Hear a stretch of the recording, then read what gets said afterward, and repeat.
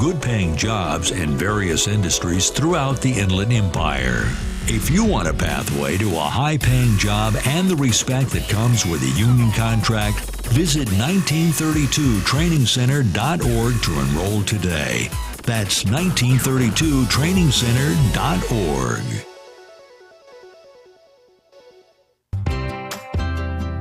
This segment sponsored by our radio listening post in Yucaipa, Yucaipa Farm Fresh Produce, where you can get healthy in the heart of Yucaipa. You'll find locally sourced fresh fruit, vegetables, farm eggs, honey, fresh bread, nuts, and for your sweet tooth, delicious ice cream and locally produced candy from licorice to chocolates, all to your heart's content. It's Yucaipa Farm Fresh Produce, just down the street from Toscano's Pizza, between 13th and 14th on Yucaipa Boulevard. Open every day, weekdays from 8 a.m. to 6 p.m. and on weekends to 5 p.m. For more info, you can call 909-790-6106. That's 909-790-6106. Shop local with Yucaipa Farm Fresh Produce. Tell them you heard it on this radio station and saw it on the DNA advertising screen inside the store. It's Yucaipa Farm Fresh Produce.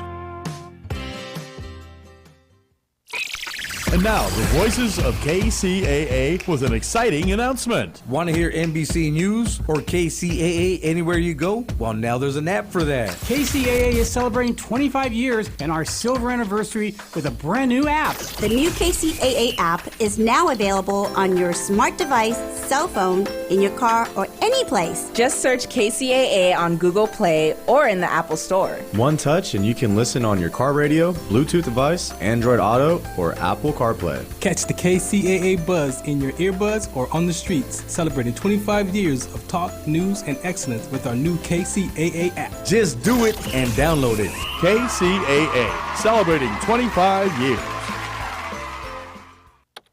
E-Digits. Lock them in for more information, recreation, and guaranteed fun. KCAA, 1050 AM.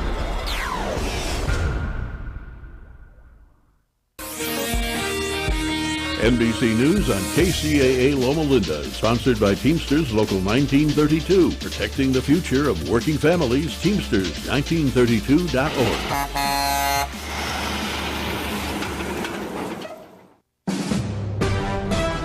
NBC News Radio, I'm Lisa Taylor. Around 44 million people are under some sort of cold weather alert as a winter storm is bringing snow to the East Coast. Freezing temperatures can be felt from Wyoming and Montana to Texas and Alabama, where some areas were hit with a significant amount of snowfall last night. Meanwhile, states like Virginia, North Carolina, Maryland, and Delaware may see anywhere from 6 to 12 inches of snow starting today. The heaviest snowfall may cause roadways to close, as well as delays at airports. President Trump is criticizing Ukrainian President Zelensky on social media. In a Truth Social post, Trump described Zelensky as a modestly successful comedian who talked the U.S. into going into a war that couldn't be won. It comes a day after Trump suggested Ukraine started the war with Russia. Trump went on to call Zelensky a dictator without elections. He also said the Ukraine-Russia war is more important to Europe than the U.S. and noted, "We have a big, beautiful ocean as separation." Lisa Taylor, NBC News Radio. Oh no, my phone. Hear that? It's the sound of a skater dropping her phone and smashing it on the ice. Yep, it's definitely broken. But at Verizon, we got you. Black Friday starts now. Trade in any phone, any condition from one of our top brands and get a new Samsung Galaxy S24 Plus on Unlimited Ultimate and Watch 7 and Tab S9 FE 5G. That's up to $1,900 in value. So you'll save big on 3 great gifts. Hurry into Verizon this Black Friday. Service plan required for watch and tablet. Up to $1,900 value based on phone, watch, and tablet. Trade in and additional terms apply. See Verizon.com for details. One of the best ways to build a healthier local economy is by shopping locally. Teamster Advantage is a shop local program started by Teamster Local 1932 that has brought together hundreds of locally owned businesses to provide discounts for residents who make shopping locally their priority. Everything from restaurants like Corky's to fun times at SB Raceway and much, much more. If you're not currently a Teamster and you want access to these local business discounts, contact Jennifer at 909-889-8377, extension 224.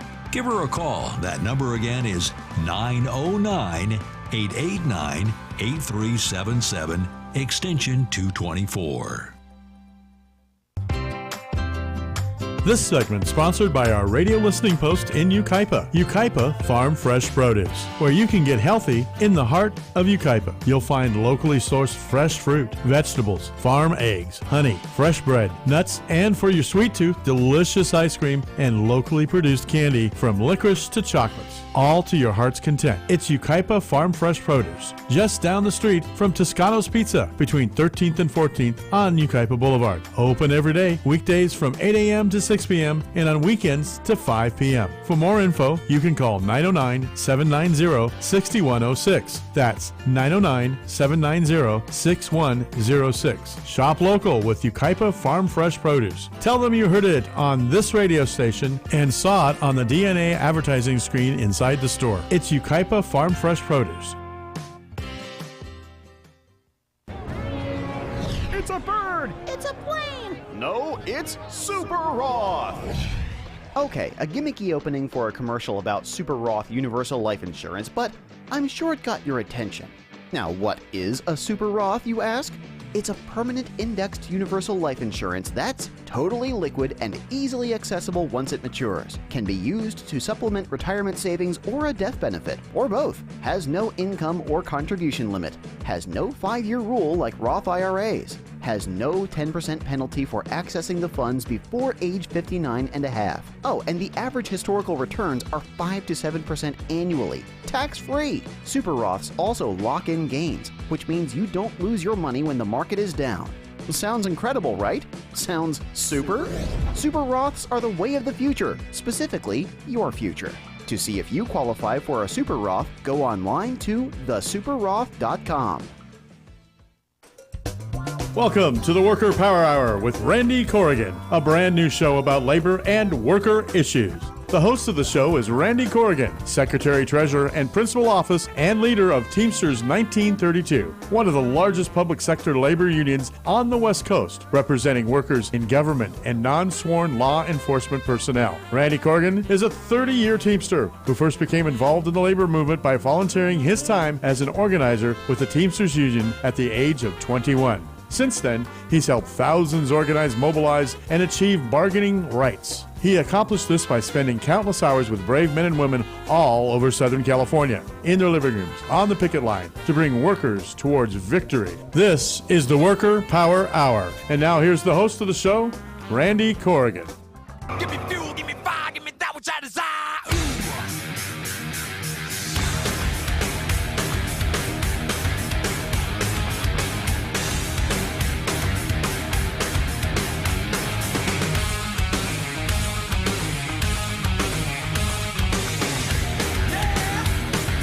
We're back. Randy Corrigan in the Worker Power Hour, KCAA 1050 AM, 106.5 FM, and the Teamsters 1932 Broadcast Network, airing live from San Bernardino. Longtime organizer, first-time radio host. Back at the mic here today. We have we're going to recap a really busy show last week. We had a lot of people on here. Good music there, Mark. That's like right out of a cannon. Moving fast. I figured you were ready to go, so that's how. Do I look ready to go? You look ready to launch. I don't think so, but hey, whatever. I'll take it. So we have a good show lined up, and I'll get to those guests here in a few minutes. But first, let's do a quick recap of last week's show, which was February 12th. We were joined by Richard at the Oregon Nurses Association to talk about their pretty long strike that they've had up there. They've got thousands of nurses out on strike, and he did a really good job of laying out the issues in which they've walked off the job for, including putting patients at risk and making sure that they have all the tools they need to do their job to take care of the community. And Robert, is that strike still going on up there? Do you know? Yeah, still going on. This is what happens when corporate America gets their hands on healthcare. Right now, it kind of seems like corporate America's got their hands on everything. Certainly hope that everybody doesn't give up simply because you can't. If you just concede, then we're just stepping back into a time in which they have complete control over the workforce, labor, and our bodies on top of it. And we want to make sure that does not happen. We can't move into a space where corporate America has that control. And clearly that is a driving factor with the Oregon Nurses Association and with that labor dispute up there. Corporate America and the healthcare industry is definitely trying to drive profit over patients. And we'll keep you posted on what's going on up there, and we'll get them back on the show once they get their labor dispute resolved. We also had a conversation with Council Member Chris Ochoa. We talked about his election win up in Hesperia, as well as his relationship with labor and how we can start bringing worker power to the high desert. And it was great to see him be receptive to these ideas around making sure that elected officials start to build policy, local policy, that can hold these businesses and corporations accountable. What we see is these local politicians turn over and give the farm away when these corporations want to come in and, or these developers want to come in and build stuff. I'll give you an example. I don't even understand why we give away a penny of tax revenue to a Target or a Walmart or any of these big retail operations in any city. I think it's just stupid because those places have to be somewhere in these high population areas. And what they do is they successfully manipulate each of the cities against one another to outbid each other to give more money back. And then everybody claims that they're broke on taxes. Well, it's because you're giving away billions of dollars in sales tax revenue to these huge corporations that don't need it. And so we need to. It's good to have these elected officials like Chris Ochoa that is willing to create what we call community benefit agreements and put an obligation to the current tenants and future tenants when it comes to retail operations or building warehouses or building anything. Cities can do this, and they need to be challenged to do it by the constituents. And I get it. Sometimes people are so busy chasing, their life around that these things slip by them, but we have to figure out a way to challenge it. We also had Kim Shapiro on the show to talk about her role at the sheriff's office. And, she obviously shared some really, really incredible stories that, it's like the CSI. Well, it is CSI, but I always say CSI on TV. She clearly described the difference between what you see on TV and what these Teamsters have to do here in San Bernardino County, and how vast of an area they got to cover, and all the different things that they have to cover with such a small crew. In an era when people are claiming that the government is overspending or wasting money or throwing money away, if you really sit down and talk to workers that are actually doing the job and what they're responsible for, you might have a completely different story when it's all over. And again, that's why we have the show. We have the show to actually tell the real story.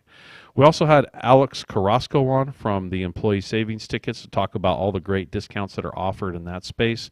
And we appreciate him coming on and sharing the experience he has, as well as sharing all the discounts that you can get if you call in, get the code, or you get the code. There's a couple different ways to get the code. The easiest way is to call into the front desk here, talk to them. They'll give you the code that you go online and you key in. We're obviously not going to do that over the radio because that means anybody can get that code. That code is only for Teamster 1932 and Local 63 members, those individuals in those locals that are participating in the Teamster Advantage program. And with that, I think that wraps up last week's show. It was a packed show. It was busy. We had people shuffling in and out of here, and we also had Cato on last week too. She sat here and commented on a few things regarding the nurses and had some really good input. So really appreciate her coming on. And don't forget, you can download the KCAA app in the Apple Store or Google Play Store. Makes it real easy to listen to. You literally just got to touch the app, and boom, it starts playing. It starts streaming, and you can hear it right on your phone or through your whatever device you're listening to that you may be connected to. So With that, I go to our live shout-outs. Just so you know, I'm giving you a heads up. It is a very long list, so that's good. This means I guess we got more and more people listening in live, and it's exciting. The Upland Housing Authority, live shout-out. Jonathan Gutierrez, Karen Tinsley, and the amazing and spectacular Kathleen Brennan, President Kathleen Brennan of Teamsters 1932, listening live.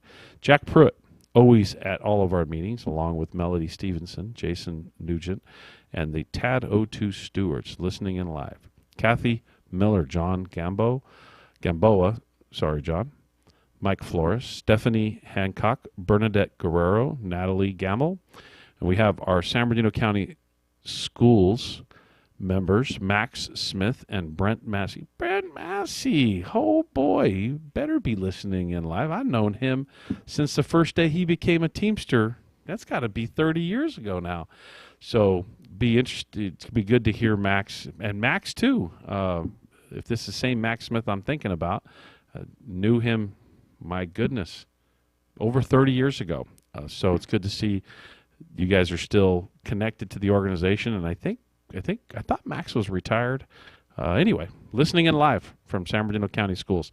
Sherry Pullman. We also have Rhea Chrysalis, Sandra Liz Dominac from Fontana TAD. We have Jeremy Lopez and Justin Carrasco at ARMC Security. Sandy Cabrera, ARMC X-Ray. We have Chairman Barno of HVP. Also Lisa Vasquez, Markeisha Waller from ARMC. We have HS Program Integrity, DCSS Loma Linda. We have the Children's Network, Ron Garcia, Field Supervisor at Sunline Transit, all the way out in the low desert.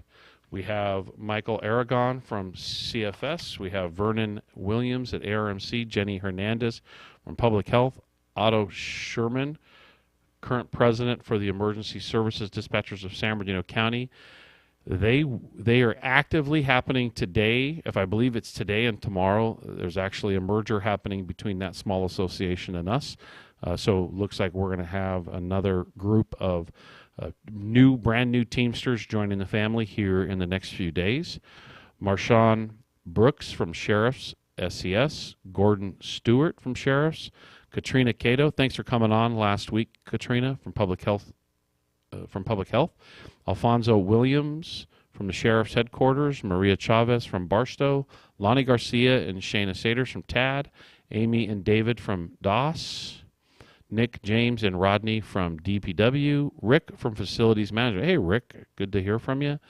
Susan Lofton, as always, and Kirk Garrison from Crime Scene Specialist Unit at the Crime Lab. So that was a long list, and it's good to see that the list is long, and hope you're encouraging more people to listen, stay connected to our message. These are very interesting times for labor. I'm going to talk a lot about this in the news here in a couple of minutes because, boy, and we have Warren Pennington. I think he just texted me.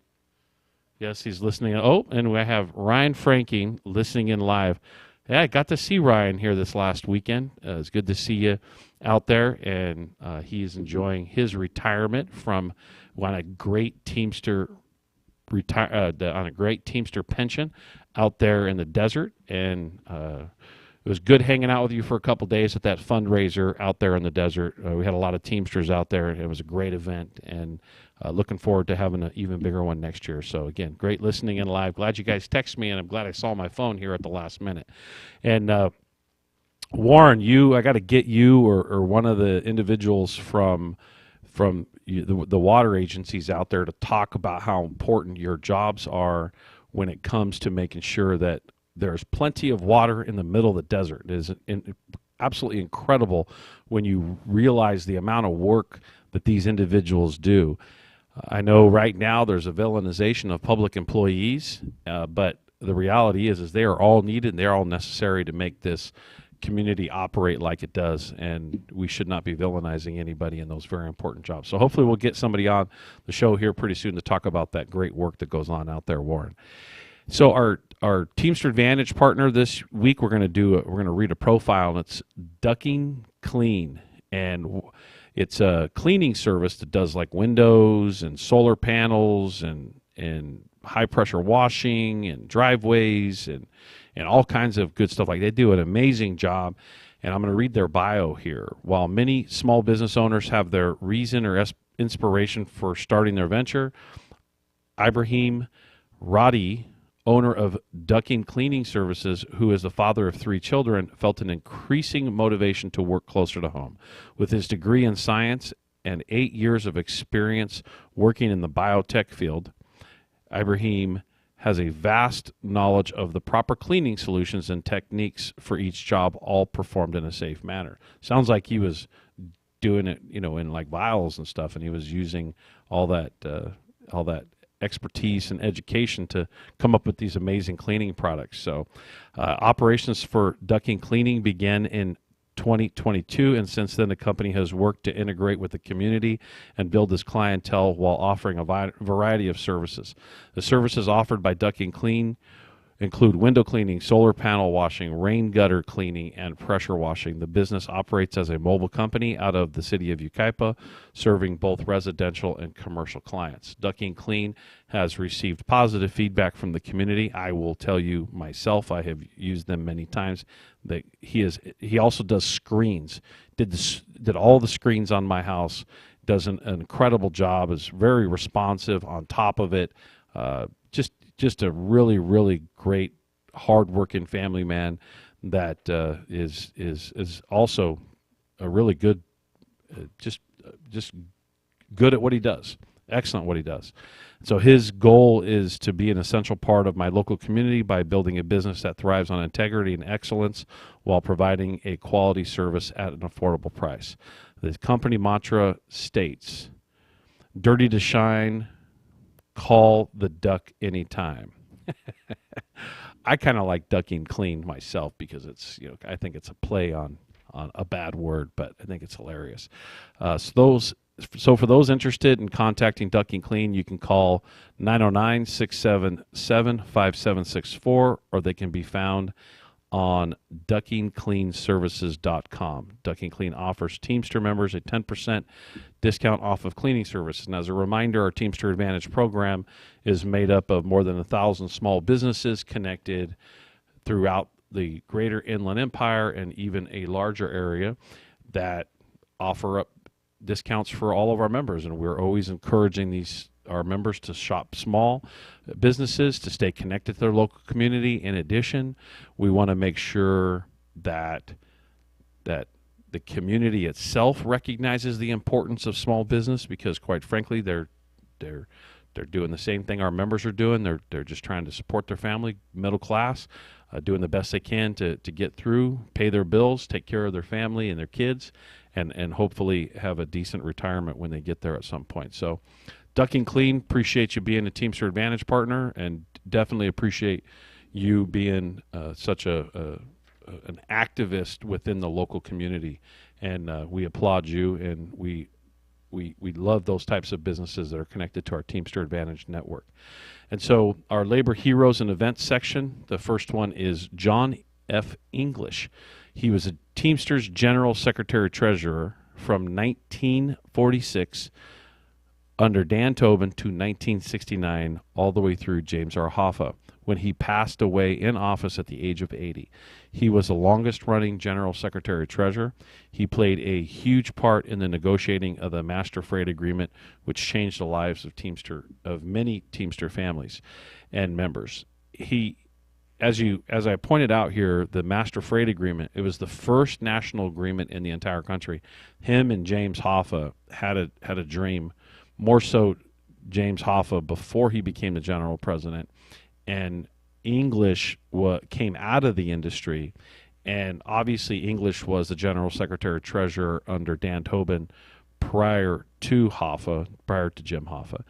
And once they got into the space together, they were able to kind of bring together the final pieces of a Master Freight Agreement, which created the ability to negotiate across the entire country, and it pulled in lots of regional agreements or small independents or regional carriers into one master agreement.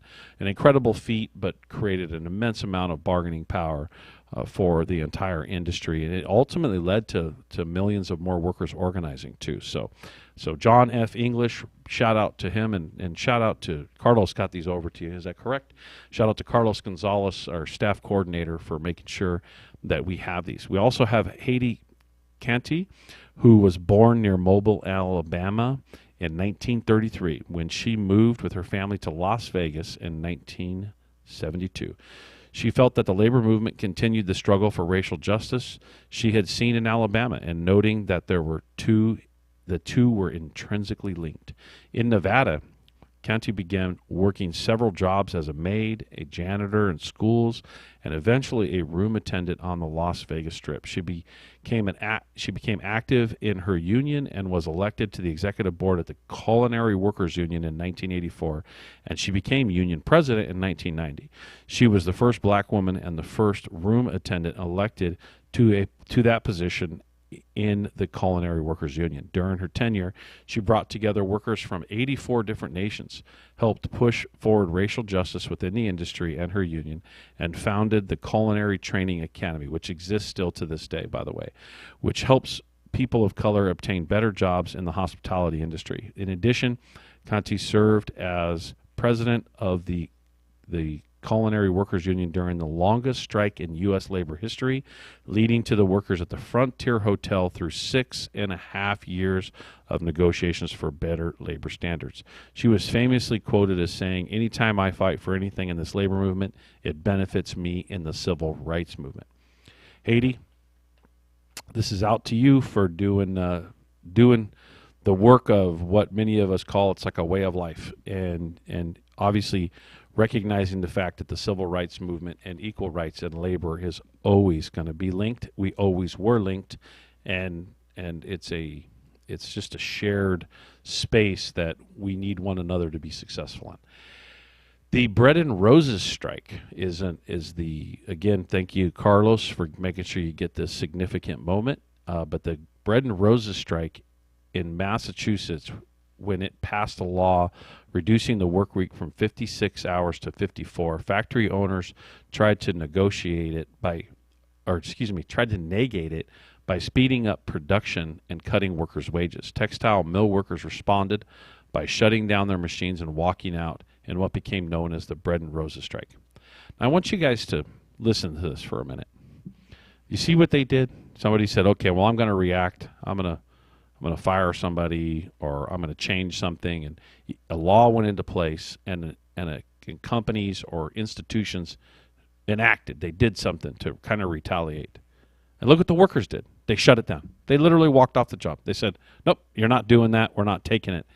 And you have a situation there where about 25,000 immigrant workers from Ireland, Italy, Lithuania, and other countries, most of them women, were all pitted against the mill owners and expected to quit into the dispute.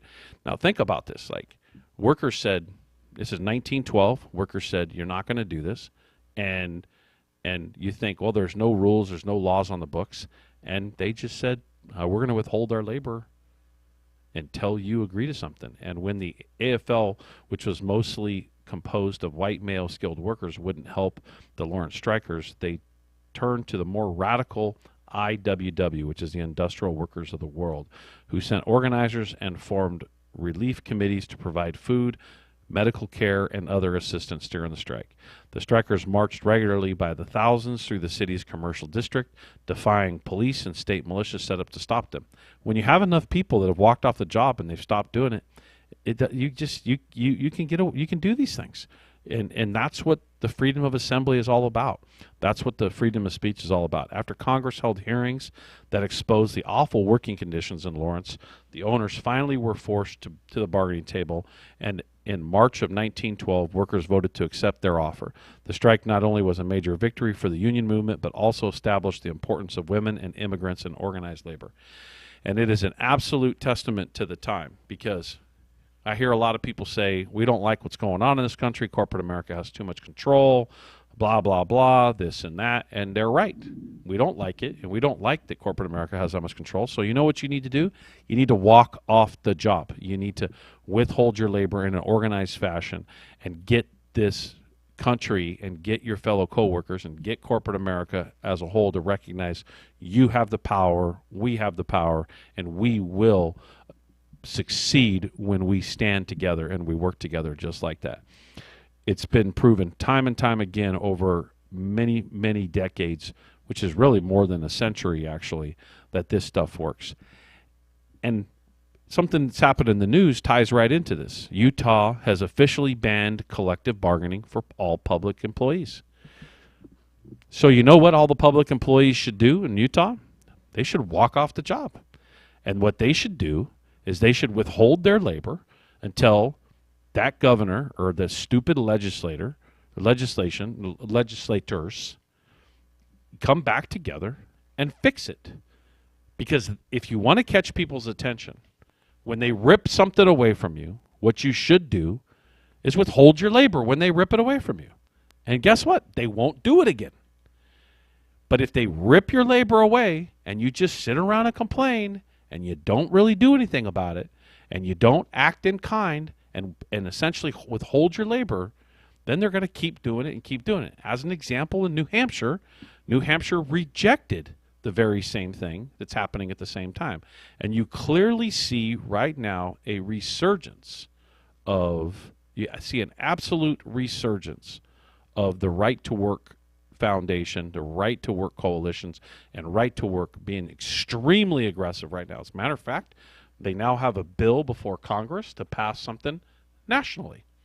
Gee, I wonder why.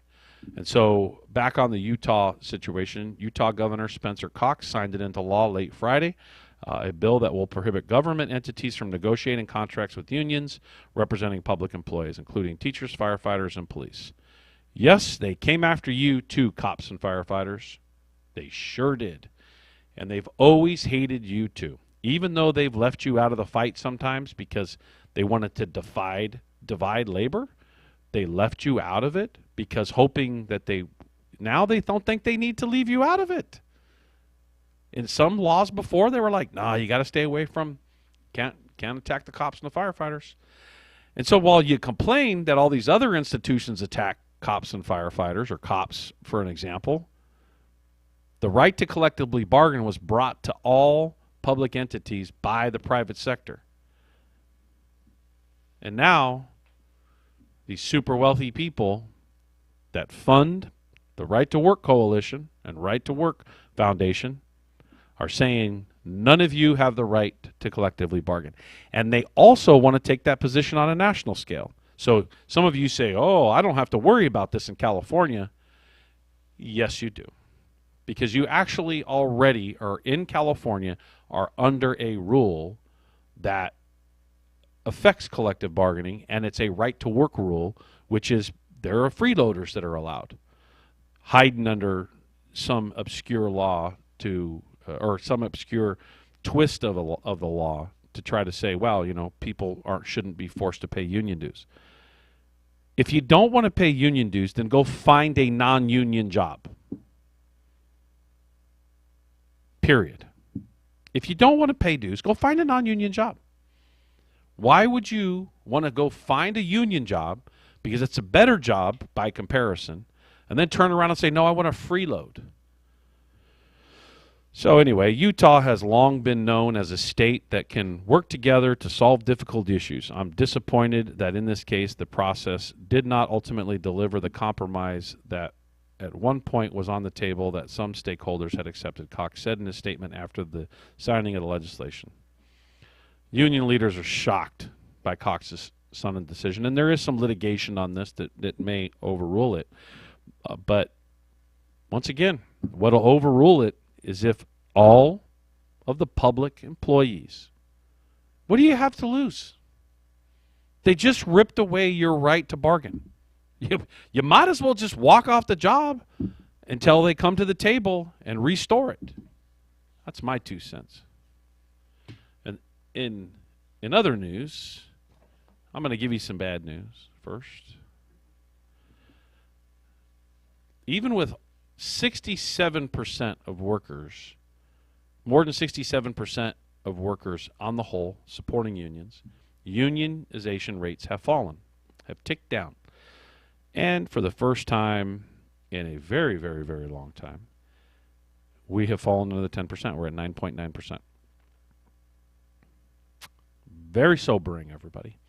So for all of you that think you're not going to be affected by this, the statistics are clear. And as a matter of fact, today I heard a sitting congressperson arguing over the approval of whether or not the labor secretary would be approved. Half of the debate from Rand Paul was all about supporting right to work or not. And I wish somebody could tell that person, maybe they don't care, how much right to work was anchored in racism. So you look at the situation and you see that corporate America gets what it wants. They then get right to work to pass. They villainize unions, and then they turn around and say, you know, we don't want you to have the right to collectively bargain because companies don't agree that you should have a union bargaining for you. So since when have corporations and institutions been right about this stuff in the past? So yeah, it has fallen, and it has fallen from its high of over 35% in the 1950s. So everybody better pay attention to this, and they better get involved, and they better participate. And it ties into this other piece in the news, which federal employee union is growing as a result of the Dodge attacks, Dodge or Dog or whatever they want to call this gutting of the government. It's interesting. I got an interesting take on this. So let me read the summary first. In the last 2 weeks, AFGE Local 3669, which represents federal government employees, has increased their rank and file significantly over the last few weeks. The unions, including AFGE and AFSCME, have filed lawsuits challenging orders, making career civil servants easier to fire, offering workers potentially illegal and unfunded buyouts. Since when is it okay to offer a public employee an entire year of salary? Like, that's not actually a good use of union funds. Like, that's not, of government funds, of taxpayer funds. You're not supposed to be able to do that. Anyway, apparently it doesn't matter for this Dodge organization. Anyway, point is a lot of the freeloaders now are jumping on board and wanting to sign up real quick because they realize they need to be represented in this process. So it's a reminder to you. Don't be waiting until the last minute to jump in and help, because it may be too late. It's too late for a lot of people, not yet. We'll go to a break in a minute. I want to report a little bit more on the news, Teamsters 1932 news. First of all, again, a reminder, KCAA app in your Apple Play Store or Google Play Store for you to listen. It's really easy. Just download it, push the button. You can listen to anything that's going on live at the time. Teamsters 1932 news. The city of San Bernardino has appointed Tanya Romo to the city to be city manager.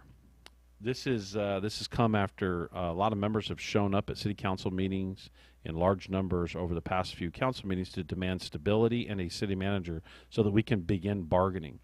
We want to thank Mayor Helen Tran for her continued dialogue and support for our members in the Public Works Division. And it's been interesting to see how discombobulated the city is, and it was interesting to see how people kept still trying to get in their own way as far as elected leaders to not have a city manager. And so we as a local union, we got involved in this, and we participated and kind of pushed this space open and really encouraged everybody to sit down and resolve it, because there's a lot of things that need to be resolved, including our union contract for the members we represent. And also, we want to report that on Saturday at 9 a.m., our training center will be hosting an IT Career Expo.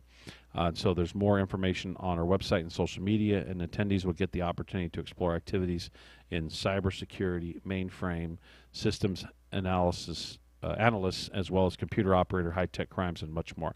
Our training center is really taken off. A lot of positive things. We're expecting more than 1,000 students here sometime in March. I forget the date off the top of my head. Maybe someone could get it to me at some point, and I'll report on it here in a few. But really, I have more news to report on, but I'm going to go to a quick break, and we're going to bring in a guest. This is Randy Corgan and Worker Power Hour, KCAA, 1050 AM, 106.5 FM. The Teamsters 1932 Broadcast Network, live from San Bernardino. Waiting on you to look my way and scoop your little hot self over here. Girl, hand me another beer, yeah. All them other boys wanna line you up and take you downtown, but you look like the kind that likes to take it way out where the cornrows roll my boat, floating down the Flint River. Catch us up a little catfish dinner. Gonna sound like a winner when I lay you down and love you right. Yeah, that's my kind of night.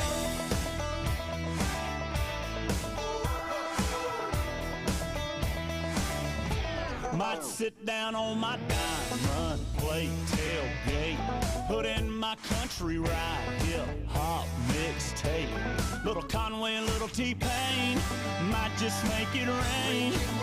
You can hang your T-shirt on a limb, hit that bank and we can ease on in. Soak us up a little moonlight, you know I know what you like, yeah. All them other boys wanna line you up and This is Randy Corgan and the Worker Power Hour back. Thank you, Mark. That's a different music from what we normally play. A little bit of country in there. I'm trying to mix it up. Yeah. I get some requests for that, so. Do you? You actually get country For country, requests? yeah. All right. Hey, on the live shout-outs, I got a notice here that, yes, that is Brett and Max, and they said thanks for the shout-out live. So thanks for the text here so that we can keep that dialogue rolling. I love it. I love it when people are paying attention, and I always love to hear these names from the past that I've known for decades, and to see them listening in to a radio show. And for you, Max and Brett, I mean, could you imagine the Teamsters? We would have this sort of brand in the area, and so many people will recognize us, and we have our own radio show and all this cool stuff. So I know I'm talking to you directly, but everybody else listening. And we're joined by Gary. He is from our preschool services division. He is part of one of the bargaining units within the Head Start program for the county, essentially. Does this important job. We had some of your colleagues on the show. I think it was last week, right? You got to get closer to that mic. And I got to turn you on, too. Yeah, you go. So, Gary, instead of me blabbering on like I have for the last 40 minutes, why don't you introduce yourself and welcome to the show. Glad you can come on. Oh, thank you. See, he's got a radio voice. Did you hear that? Thank you. Like, he's going to sing some sweet nothings to us. You're looking for some replacement co-hosts? Oh, no. Come on, Gary. He does well. No, so Gary Sikram, Preschool Services Department. First of all, shout out to Westminster in Ontario. That's my site, my family. So, hi. Yes. What do you do there? I teach. I'm an assistant, too. Okay. In the classroom. So, I assume you like your job. Well, I've been doing it since '93, so. You love your job if you've been doing it that long. Love it or crazy. Right? It could be both. No, I love it. It's okay to love it and be crazy. Yeah. I'm crazy about it. Yeah. Yeah. So what do you want to talk about today? First of all, you want to talk quickly about your job and then talk about the reason for coming on? Oh, yes. So, like I said, I've been in the classroom since '93. I work with 3, 4, and 5-year-olds primarily. Love what I do. Been doing it. This is my third site. I'm also part of the NEO team, the new employee orientation team, and I also do part of the team that crushes it. By the way, thank you, Gary. Thank you. And I'm also part of the Fire Fatherhood program. So what's that? Talk about it. So it's a program where it's kind of like a co-counseling group with fathers in the county, and it's on Zoom. And I facilitate that, just kind of talking with dads through fatherhood and men issues. We got plenty. Yes, and we need it. So I can meet with you and I can have a one-on-one where you can tell me. Sure. That'd be great, Gary. No, thanks for doing that. That's awesome. Yeah. How long have you been doing that? A couple of years now, about 3 years now. It gives men a space to be transparent and talk about issues that affect us, So. Yeah, that's good. That's a safe space, and I'm sure you hear some very interesting things in that space. Because us dudes can be a little wonky. You know. I know. I learn a lot just as much as I hope they get. They from learn me, from so, you. Yeah, absolutely. That's what's cool about Absolutely. spaces like that. So, what'd you come on the show for? You want to talk about some current issues you guys are facing? So yes, primarily, one of our biggest issues is, unfortunately, our department is seeking to switch from a 9-month school schedule to a 12-month school schedule, and it's going to affect a lot of employees, especially a lot of elderly employees, people that support their families during the summer. We have a lot of sandwich families where they take care of not only their younger kids, but also Their elders. their older, parents and aunts, uncles, stuff like that, including myself. My wife has a couple health issues, and so a lot of times she'll schedule certain things during the summer, and I can help with that. Are you a 9-month employee? Yes, I am. You've been a 9-month employee the entire time? Yes. The entire ride? Yes. Wow. Oh. Yeah. Yeah, it's crazy. That's a major shift. So you've been doing a certain job a certain way for 30 years. Right. And now it's boom. No, Yeah. we just want to now go to a different Yeah. schedule. Yeah, and like I said, it's affected a lot of not only us as the staff, but also a lot of parents. I mean, their older siblings are also in traditional schools, so when they're off, usually when we have those type of breaks, we also have low attendance, unfortunately. So why that move? I don't understand the reasoning for it. So what are some of the things you guys are doing right now to bring awareness to the issue, other than coming on the show?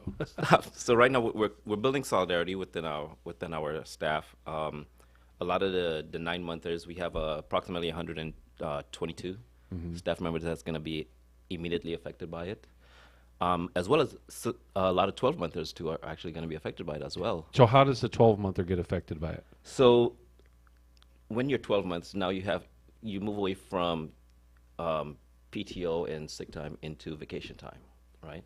And you have to basically put in ahead of time for that, and then depending on whether it's approved or not, and seniority and all those things, is who gets that time off, to go on vacation. This is going to add another strain to that. Previously, we had a 980 schedule where some of the staff was off on Fridays, and that was taken away. Every other Friday. Every right? other Friday, yes. Yep. Thank you. And what that helped with, or was supposed to help with, is staff that was told on those days that they're off, take doctor visits and stuff like that, instead of going, Monday through Thursday, and to help, because we are low staff. We've been running low staff since prior to COVID, actually. Forever. Yeah, for a while, long while now. And we've been having a hard time retaining and bringing in new staff. So that caused a lot of strain, because now instead of staff missing only on those Fridays, now they're taking, the time that they are getting, that the doctor's saying, okay, you need to come on Monday, so okay. So they're missing, Monday. So, versus it being in a schedule. Yeah. Absolutely. Yeah, right. It's now awkward off schedule. Right. And Absolutely. it just happens when it happens. And it caused a lot of sites to be low, where staff have to be transferred from one site to another site on those days to cover and stuff like that. And then that also leads to different teachers being in the classroom, rather than continuity of having your child be with the same person on a regular basis. Sometimes that can break that up. Yeah, Gary, I've seen you do a lot of work in this space with your coworkers. It's you guys you do this phenomenal job. It's very difficult, and we appreciate the work that you do for the community. And you're really unsung heroes all the time. And so it's good to see you actively pushing people in this space to kind of do something about it versus just being whipped around by the system. And I'm sure that you guys are trying to work through solutions, because it's not like you're just saying no. Right. You're saying, we understand there's an operational need, but clearly eliminating the 980s didn't work. Right. So reinstate the 980. Right. Now what you're doing is you're taking it a step further, and you're making it even more difficult for people to have time off. It's like, okay, like people typically go into this field, even traditional teachers, right? Same thing. Like they go into it because of the type of schedule it is. Absolutely. And it connects a lot of times it connects to the kids and the family that you have at home, and you're having the same time off, and you don't have to worry about childcare during the summer, So, it's not like you're being unreasonable. In other words, it's like it's either my way or the highway. You're trying to find some common space. Let's get a solution that's going to benefit the program overall. That's right, the program and the kids. Yes, because that's what matters at the end of the day, right? The kids, the families, but not only that, the families that work the program. So. And what I'm hopeful you guys can do someday is figure out a way to partner with the kindergarten and the kids, the teachers in the school districts that are accepting. Obviously the kids, once they leave you, they're going into kindergarten, right? And figuring out a way to coordinate support for one another, because it's really a shared space, but they're separated because of the way the way things are funded, and the way things are run. And there should be more cooperation and coordination between what's happening with the preschool teachers and that space, and then for the kids to transition into kindergarten, and obviously, and we have ways that we facilitate that. Different things that we do as far as how we, I don't want to, for lack of a better term, test the kids, to get them ready for the next step moving forward. But there's things that you need too as staff. Absolutely. That's where I'm going. I get you got to do part of it for the kids so that they transition, like you said, but also making sure that the kindergarten staff has what they need on their side, and as well as you have what you need on your side to be able to manage that well. I mean, when you look at traditional schedules, right? So, like you said, I've been doing this for 30 or so years now, and those periods of break are when we rejuvenate. A lot of teachers will do some type of trainings, maybe do a couple seminars and stuff like that. Classes, different things like that. Those that are returning to school will advance their education. Yeah, absolutely. Because you have to maintain your permits and stuff like that. So a lot of those times is not only for our families, but also to make ourselves better. Then you have mental health, just kind of rejuvenate and get yourself back, energized for the new kids, the new year. Especially if I still I'll tell you what drives me nuts. Every single year when I see kids going to school before Labor Day, it still drives me nuts. Even though they got a summer break, for me, I'm like, and obviously it's the era I came out of. We all had a break then. The year round was just breaking in, barely breaking in as I was graduating high school. But I've always felt like that summer came to an end at Labor Day.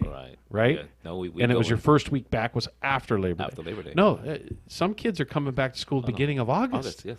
Yeah, we come in the second week of August. So yeah. I don't get that. Yeah. I vote we get rid of that. I vote we go. We go. Especially in California, the middle of the hottest months, right? The big reason for us when we were in school was the heat. Now I get it. Back when I was in school, not every classroom had an air conditioner either, and so that's changed. But you're still having to be outside. You're still having to deal with the elements. You obviously don't want the kids cooped up in a classroom for 8-10 hours. Anyway, I just thought I'd throw that out you. No. Yeah, no. It does affect the kids. Even as recently, even when it gets super cold as well. We had a lot of kids that are sick recently with all the RSV and all that going on. Mm-hmm. And then you have a lot of kids that are sick. Then you get staff that are sick, and then that perpetuates other issues. So absolutely. So obviously you're in this space right now where you're bargaining, negotiating, dealing with the impact of them wanting to change. So you actually have a voice in that, correct? Yes. You're exercising that voice. Well, in Utah, you wouldn't have that voice. Right. Yep. And it's isn't that shocking? You got to get closer to the mic. Isn't that shocking, Gary? It is shocking, but when you tell people that, they don't see it a lot of times. And that's even more shocking to me. Yeah. That people just don't recognize, like you said earlier, it can happen here. Sure can. It can. It can't happen. I always find, it's not going to happen in California. Okay, well, it happened to a degree in California with with the Janus decision and public employees not being forced to pay union dues, right? How is it that we're the only business in America that's required to perform a service for free? For free, right? Like if this happened to hamburger stands or hot dog stands or any other business, banking, imagine any industry where they could go take a burger every day and go, I didn't like it. I didn't like how you. I don't like what you. I don't like your politics. The burger stand owner. I don't like your politics. So I'm going to get a free burger. Yeah. And I mean, to that point, and not going to work. And that's what we do as stewards. Is talking to staff members and just encouraging them and educating them on exactly what the process is and why it's important to have a voice and to stand together. And that's all you can do, really. Just educate, keep educating.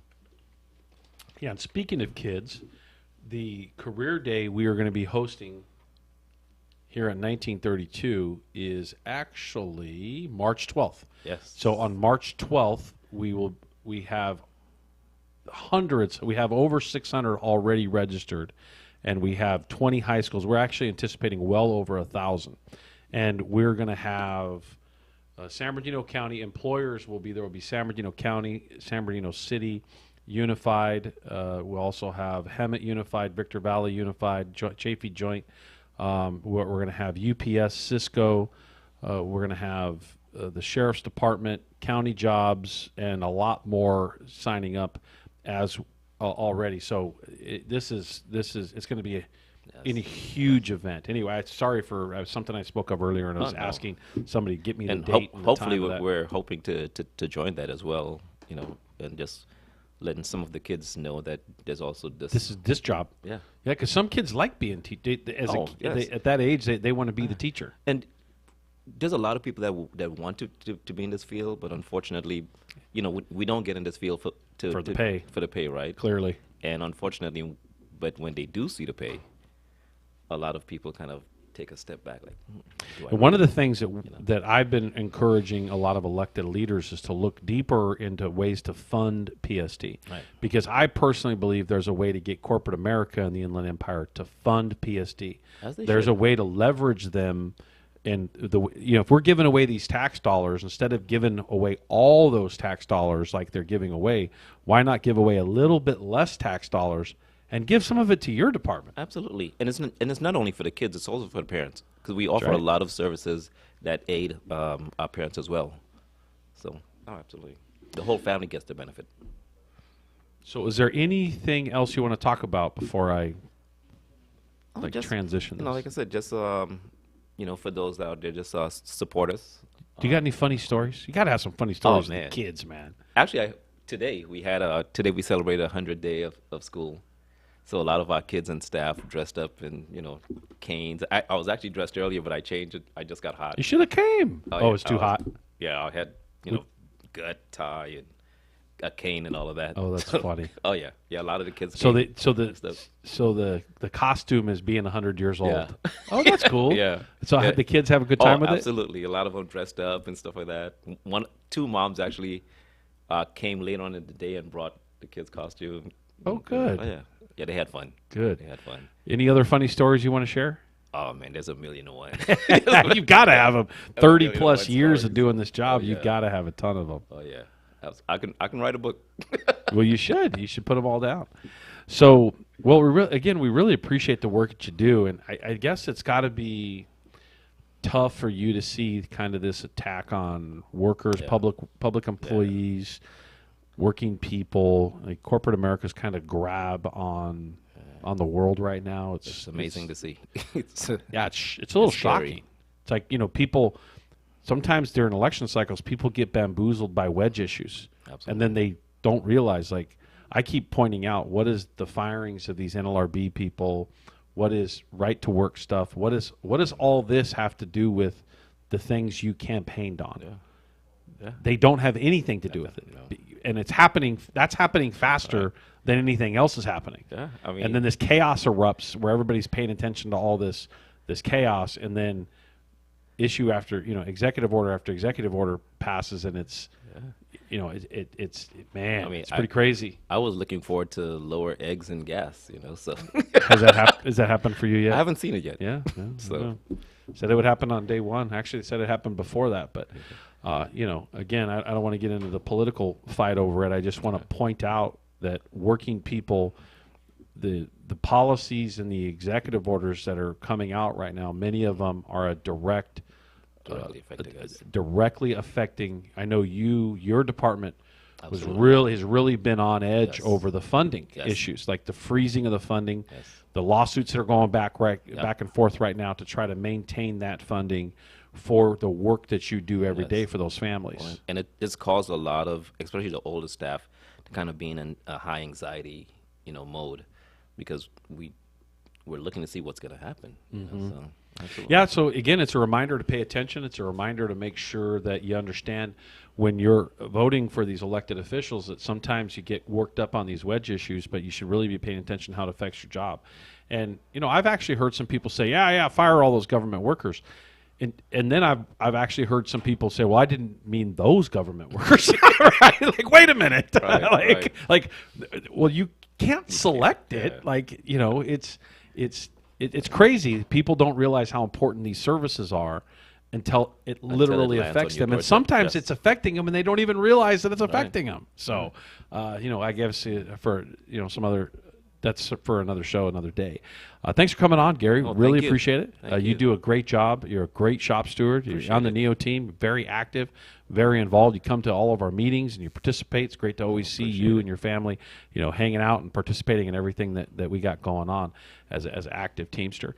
And so, you know, with that, we're gonna take a quick break here at the top of the hour. Mark is gonna find some pretty cool music to cover the bridge here, and then we're gonna have a cool guest coming on here. I think that's Unite Here, someone from Unite Here. Is that correct, Robert? I actually put my Ada from Unite Here. Is that correct? Anyway, we'll get to that guest as soon as we get past the news. I'm fumbling around on my notes here. This is Randy Corcoran, the Worker Power Hour, KCAA 1050 AM, 106.5 FM, the Teamsters 1932 Broadcast Network, live from San Bernardino. Put on some music and tell the break.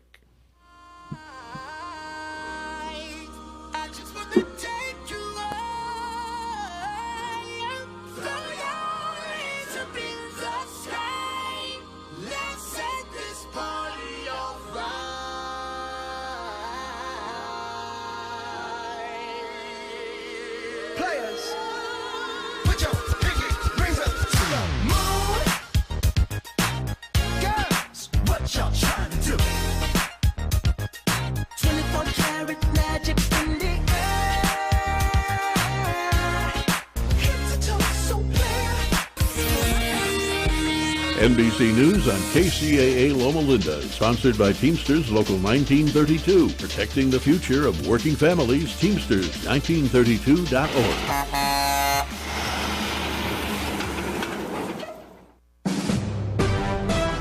NBC News Radio, I'm Lisa Taylor. Around 44 million people are under some sort of cold weather alert as a winter storm is bringing snow to the East Coast. Freezing temperatures can be felt from Wyoming and Montana to Texas and Alabama, where some areas were hit with a significant amount of snowfall last night. Meanwhile, states like Virginia, North Carolina, Maryland, and Delaware may see anywhere from 6 to 12 inches of snow starting today. The heaviest snowfall may cause roadways to close, as well as delays at airports. President Trump is criticizing Ukrainian President Zelensky on social media. In a Truth Social post, Trump described Zelensky as a modestly successful comedian who talked the U.S. into going into a war that couldn't be won. It comes a day after Trump suggested Ukraine started the war with Russia. Trump went on to call Zelensky a dictator without elections. He also said the Ukraine-Russia war is more important to Europe than the U.S. and noted, "We have a big, beautiful ocean as separation." Lisa Taylor, NBC News Radio. Choosing the right candidates for any office can be difficult. My office has lots of drama. I share my office. But no matter what kind of office you have, if you're hiring, you need ZipRecruiter. ZipRecruiter's powerful matching technology finds the most qualified candidates for your roles fast. So, for any kind of office. I'm really going places in my office. Count on ZipRecruiter to find the right candidates for it. Try ZipRecruiter for free today at ZipRecruiter.com/free. That's ZipRecruiter.com/free. Are you looking for a good union job? The Inland Empire's 14,000 member strong Teamsters Local 1932 has opened a training center to get working people trained and placed in open positions in public service clerical work and in jobs in the logistics industry. This is a new opportunity to advance your career and raise standards across the region. Visit 1932trainingcenter.org to enroll today. That's 1932trainingcenter.org. This segment sponsored by our radio listening post in Yucaipa. Yucaipa Farm Fresh Produce, where you can get healthy in the heart of Yucaipa. You'll find locally sourced fresh fruit, vegetables, farm eggs, honey, fresh bread, nuts, and for your sweet tooth, delicious ice cream and locally produced candy from licorice to chocolates, all to your heart's content. It's Yucaipa Farm Fresh Produce, just down the street from Toscano's Pizza, between 13th and 14th on Yucaipa Boulevard. Open every day, weekdays from 8 a.m. to 6 p.m. and on weekends to 5 p.m. For more info, you can call 909-790-6106. That's 909-790-6106. Shop local with Yucaipa Farm Fresh Produce. Tell them you heard it on this radio station and saw it on the DNA advertising screen inside the store. It's Yucaipa Farm Fresh Produce.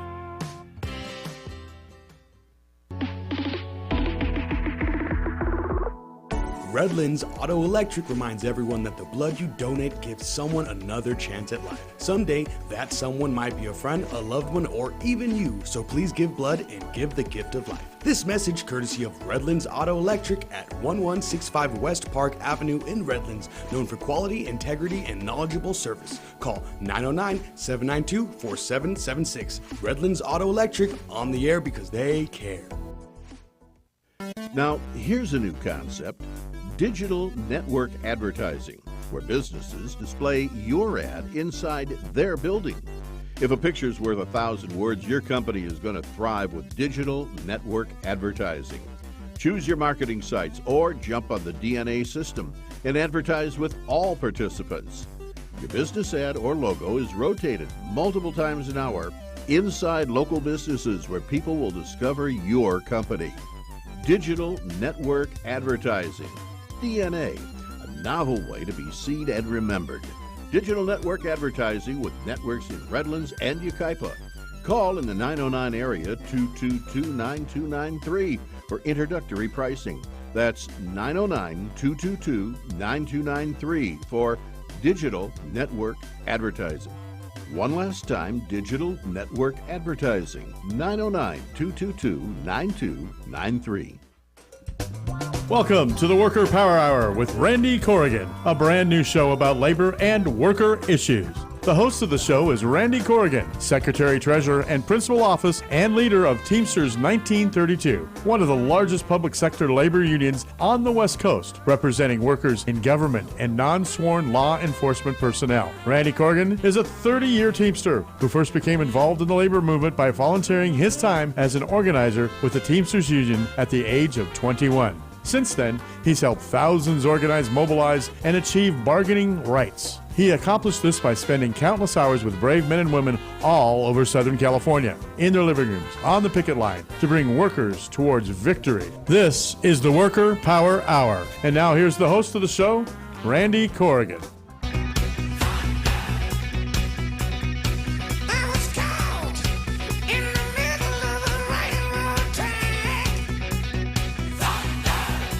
Here we are back from the break. Randy Corrigan on the Worker Power Hour, KCAA 1050 AM, 106.5 FM, and the Teamsters 1932 Broadcast Network, live from San Bernardino. And don't forget, you can stream this, like actually most people listen streaming, and you could stream by downloading the KCAA app on your Google Play Store or Apple Play Store, and you just push the button and hear the live broadcast as it airs. I have this unique situation where I know a lot of people have podcasts now, but I absolutely get offended. I'm joking here, but I absolutely get offended when they say, "Oh, you got a podcast." Yeah, it's a podcast after it's a live radio show. It's a live radio show. Do you know how hard it is for us to manage a live radio show? So I am proud of the fact that we have a live radio show. Aaron from San Bernardino here, from Teamsters 1932 here, and I'm always excited to have all these great guests on like we do. Today we're joined by the president of Unite Here 11, Ada Brasino. Did I pronounce that right, Ada? Hopefully we've connected you digitally here in the right way. Are you there? I am. Yes, it's Ada Briseño. Okay. Isn't this cool that we have our own radio station and we have our own radio show and we have a live show and we bring all these cool guests on and we're just really announcing to the world, and we have, by the way, 336 listeners in France on top of everywhere else. We're going to brag about that one too. We're not sure what the French connection is, but hey, hopefully they'll email us or call us and let us know. Isn't this cool for the labor movement? It is cool, brother. Thank you so much for. I'm so excited. I think I have to tune in now. You absolutely do, and we'll listen to your ideas too. I love it. I love it. Well, thank you for doing it, because the labor movement definitely needs more vehicles to get our message out and what we're doing. Yeah, it's clear that corporate America, for the most part now controls the airwaves and really controlled the message on AM radio for decades. And labor missed the boat by not doing more of this. And as a result, our messages in a lot of places is kind of behind because we don't have that relationship. You can build a relationship with somebody by them listening to you in your car on the way every single day. I know, when I was in construction many years ago, leaving early in the morning, as a teenager, there was a couple people that I listened to every morning and I listened to every afternoon, and you feel like you got to know that person. And, after a long period of doing that, they're able to kind of control the narrative, and then we're shocked at some of these election outcomes and stuff. Well, we shouldn't be shocked. Quite frankly, we missed the boat on this, and so I know what we're trying to do is at least do our part, and it helps us having people like you coming on the show and having leaders, very successful leaders like yourself, coming on this show and helping us spread the word. And I'm not sure if you're aware of our Teamster Advantage program, which has over 1,000 small businesses connected to our network. Our training center is connected to dozens of school districts in the area, and we have this integration between small business, the schools, the districts, the training center, the local, obviously the members we represent. And we're just trying to get everybody in the community to understand how important it is to preserve unions, pay attention to how important they are to the community and how much they help every single day. And, we're trying to build that relationship one conversation at a time, just no different than a house call, right? Well, I really do appreciate that, because the broader community needs to understand that labor takes care of its members, not only in their workplace, but in every aspect of their lives, right? Like, we're a part of this community. We're renters, we're homeowners, we're students. It is, we're everywhere in the community. And I love that your union has that vision of making sure that it's thinking about our members as a whole in a wholesome way. I think that's really important. Well, thank you. And we really appreciate what they do every day for the community. And, Teamsters, and there's obviously all kinds of unions. I'm going to be prideful of my own here specifically, whether it's a UPS package or food being delivered to a school, or we just had a teacher on that we represent, and we represent nurses, and we represent everything under the sun, airline pilots and zookeepers. Ironically, I know it's a cliche that the Teamsters say. I can say that in 1932. We actually have pilots and zookeepers. We literally have it all in our local union, and I'm proud to say that diversity makes us special in a way that we can communicate how important all the jobs are to our community, and we hope that other working people become familiar with it in a way that they recognize that that's a good path forward. That's why more than 65% of America supports unions. It's just the laws on the books are just not as supportive. That's very true. I was just having that conversation over lunch with someone. Laws are broken, and that's why we have to do everything in our power to make sure that we, that we push working families ahead. Absolutely. And agitate them. This deal in Utah this last Friday that they just signed to get rid of public sector bargaining in the whole state of Utah. My answer to it is nobody should have showed up for work on Monday, and that all the public employees should have withheld their labor until they came back to the table and realized, okay, maybe we shouldn't take away your collective bargaining. That's right. We can't depend on the NLRB. We can't depend on these systems. We obviously can't depend on corporate America to protect us. They never have. They've always exploited us. So the reality is we have to use our concerted activity, our freedom to assemble, and our freedom of speech. And imagine if Utah didn't have any public services right now because of that. Now that would catch everybody's attention, wouldn't it? It sure would. It sure would. And that's why I love the labor movement, right? Because it's our collective power, that makes us strong, and it makes us win. When we withhold, when we join together, when we speak with one voice, we really make things happen. And that's why I've been in the labor movement for 33 years, almost as long as you have. Just about the same, yeah, pretty close. Well, What would you like to talk about? You've got a great history at Local 11 there, and I don't know if you want to talk a little bit about your history individually and then maybe collectively. You're also the former Orange County Democratic Chair, and I know that you've worked very well with Republicans in the area in Orange County to get things done, because labor always makes a mistake if we try to make it all dem, because it's not. Local politics, there's a lot that can be done with Republicans and Democrats, and sometimes they're both beneficial and sometimes they're not. So what do you want to talk about? That you're on our show.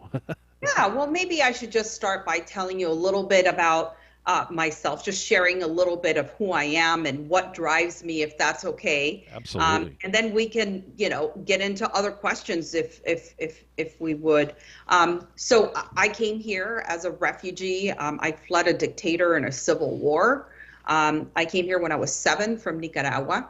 And frankly, that's really what's driven my work, figuring out how to give a voice, how to teach folks to use their voice, not only in the labor movement with our hotel workers, but also, in the nation, where our job is to expand the electorate, to make sure that people become lifetime voters, because I didn't have a voice. My family didn't have a voice back home. And so it's been a theme of my life. And I just got certainly very lucky. When I was 18, I'm a former hotel worker. I worked as a front desk clerk at a hotel. And I like to tell this to folks because this is really the difference between a union job and a non-union job. In the 90s, I was making $2 an hour more than I was in my last job when I got my union job. I got my first pair of glasses, my best meal of the day. But the most important thing I found there was my passion, to understand that I can advocate for my rights, that I had a collective bargaining agreement, and ultimately learned how to advocate for others. And then we had a transition in our union after I took the leadership. And then we, instead of the union officers and staff advocating for our members, it was the workers advocating for themselves together, right? To build a powerful force that the company had no choice but to respect. So I worked in the union office right after I was recruited by the union, and held every position until I decided to run for the top office in Orange County, and won. And then I started helping our union really change from top down to bottom up. And that was a long and difficult campaign, but it was the most important campaign that I've ever been a part of. When you see people who know that they have the power to push back against corporation and demand, that their families be treated with respect and dignity, and that their paycheck reflects that respect and dignity, then we're talking. And once they find their voice on the job. They find their voice in every other aspect of their lives. If they're in a difficult relationship, they don't put up with that anymore. They're part of their PTA. They're part of their city councils by speaking up for, the proper things that they need in their communities. And that's what I love about being part of labor, that we can push to be better, that we can push ourselves, out of our comfort zone, and that our collective voice is important. And while we have so much to do, and I know that our members every day deserve so much more on the job, we actually have the opportunity to make gains every single contract cycle that unfortunately most of Americans don't. And so I treasure my days in labor. I love every single moment and every campaign I've been a part of. And I've grown a tremendous amount because it's not always winning here, right? It's very difficult. You talked about the laws being, outside and not the best for, working families, but the struggle is real. And also, depending on how much we push ourselves is the amount of victories that we gain. So I'm even thankful for the times that we've been unsuccessful because they've taught us, as a group, as a union, as a group of workers have taught us to be stronger and wiser for them. So you hearing your path and hearing all the things that you've gone through, you must really appreciate our slogan, worker power, because moving workers is absolutely at the foundation of everything that we stand for in our local, which is, no new gig here, right? Like we're doing things that have been going on for 150 years, and we're just trying to do it better and more, and have more workers engaged. And just as real quick, I got to do some live shout outs from some groups that I missed earlier. Carla Ruiz and staff at the Probation Department, Youth Detention Center, Ruben Montana and Vicky Thompson at the City of Grand Terrace, Tad Ontario in Rancho, and then Nadal Rafidi from ARMC. Sorry about that. I just always like to shout out our members as they're texting in and saying, "Don't forget about me, I'm listening in." But workers advocating for themselves and with a strong union, that partnership, that shared responsibility. Unions cannot be powerful. No matter how much I may claim I could do this or that as an individual, or we're only as powerful as that membership and involvement and engagement.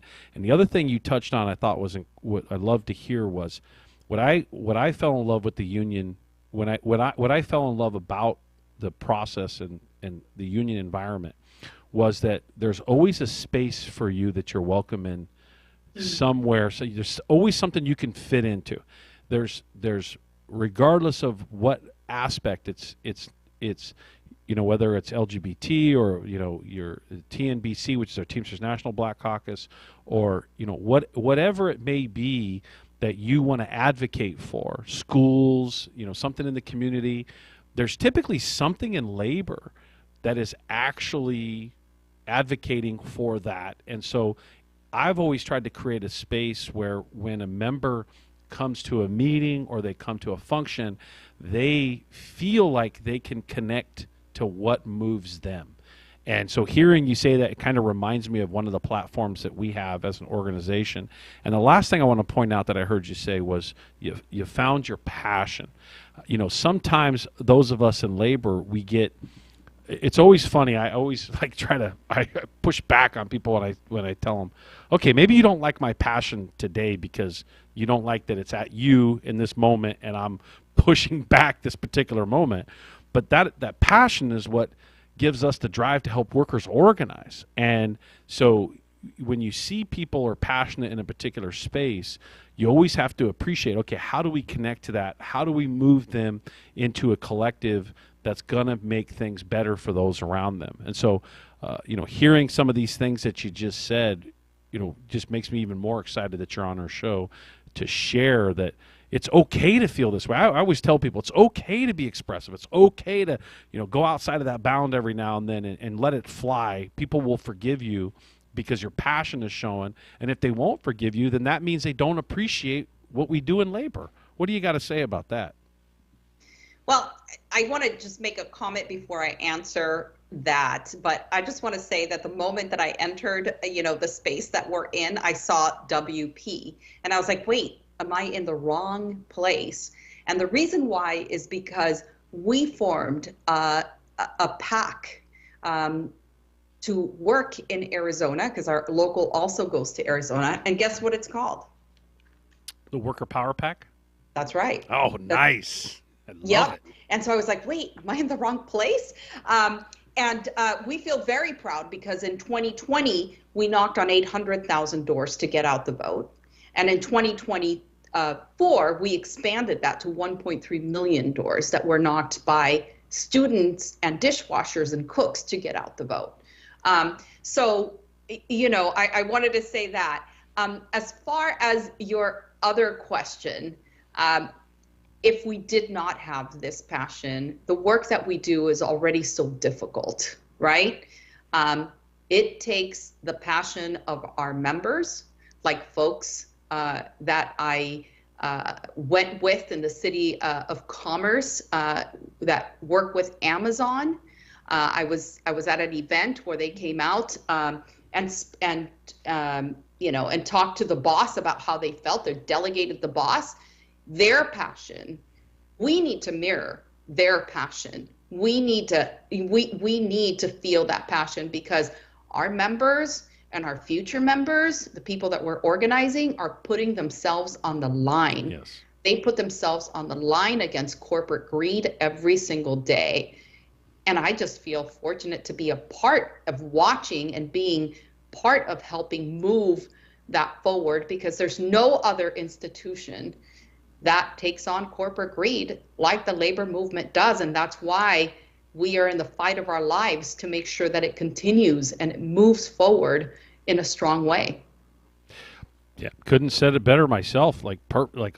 Perfectly on point. Really appreciate that. Like, I sometimes I always feel like, as we're agitating, organizers, we're agitators, right?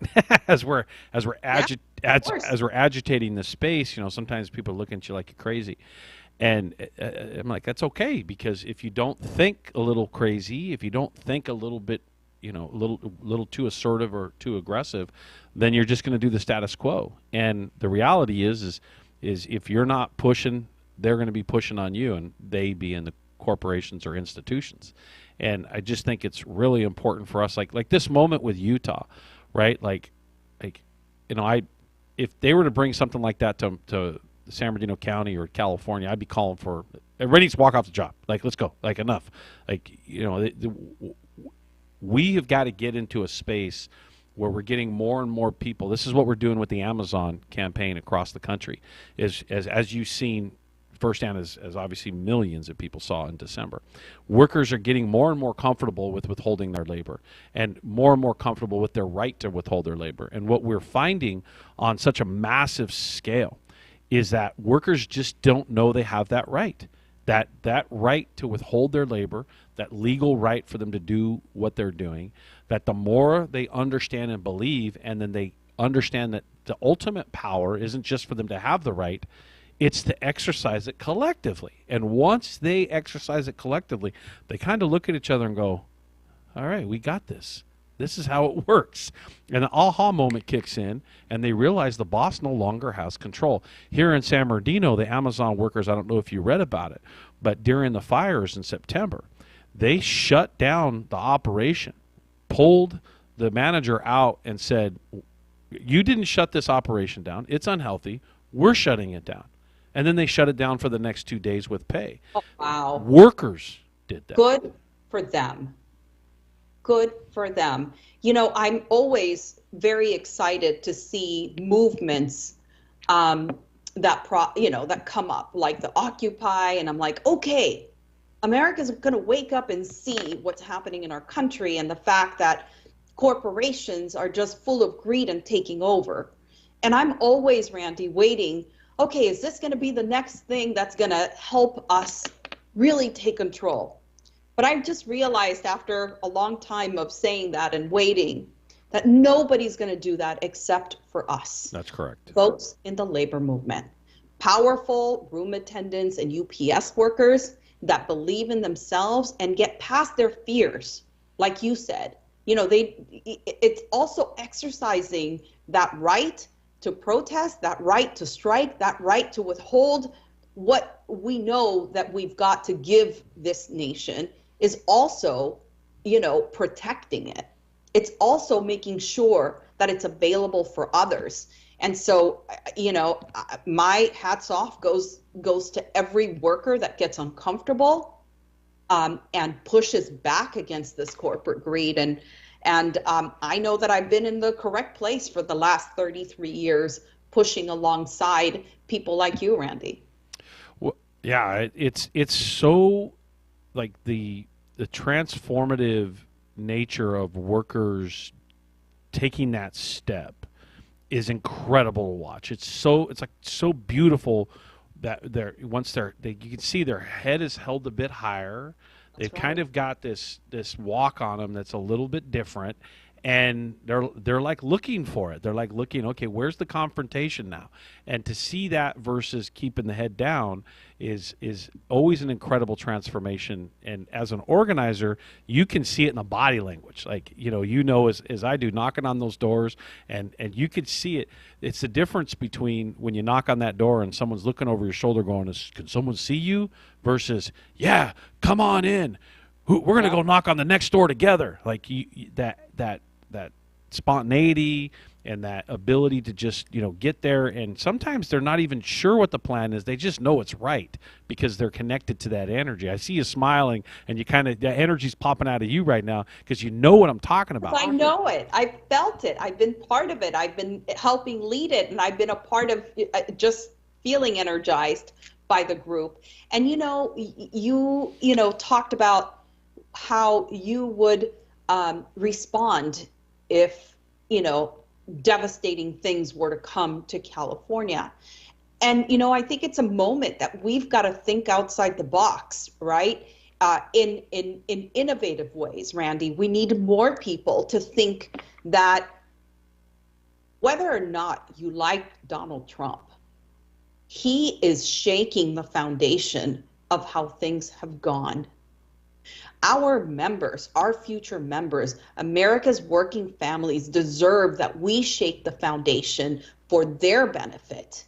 And I'm at a place where I'm ready to be part of shaking the foundation, because enough is enough, right? And that's why our members have to find it within them to get uncomfortable and do the things that they do that eventually lead to that smile on their face and that and that step that is different, right? Right. So yeah, no, I hear you. It's about being bold and getting uncomfortable, because that's what this movement has taught us. And we've, unfortunately, the last few decades, with modern technology and all this, has kind of put us in this space where we're kind of dependent on somebody else, or I can find it on my phone, or the system has created this social detachment from doing things yourself. I'll give you just a quick example. We start to get upset because someone knocks on our door. Why? Like, why have we been programmed to be upset over that? What is wrong with us? Like, isn't that the depiction of hard work? Someone walking neighborhoods. Let's assume they're selling a vacuum. Oh, that's hard work. Walking, knocking on doors. That is the description of hard work. And unfortunately, corporate America has kind of created this narrative to try to kill that energy. I believe there's nothing they can do to kill that energy. I believe that whether it's a civil rights movement, or it's equal rights, or women's rights, or any rights in which we're trying to advocate for, labor has always been at the center of agitating that and getting it over the hump.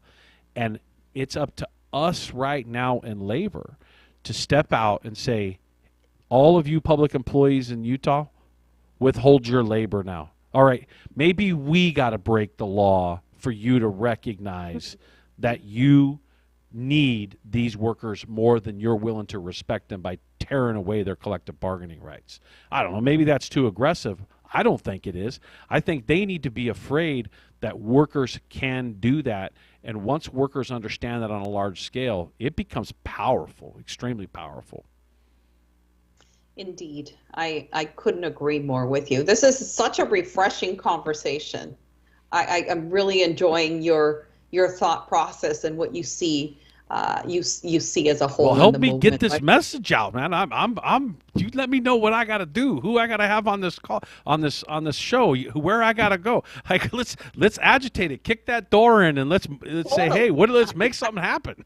I'm right there. I'm right there with you. I'm right there with you. Indeed. You know, our members just came out of a powerful strike Yes. where we struck for 1 year, 175 strikes we had in our jurisdiction. It was the largest strike in U.S. history in the hotel industry, and we came out the first year of the contract winning $5 an hour, a 20% increase.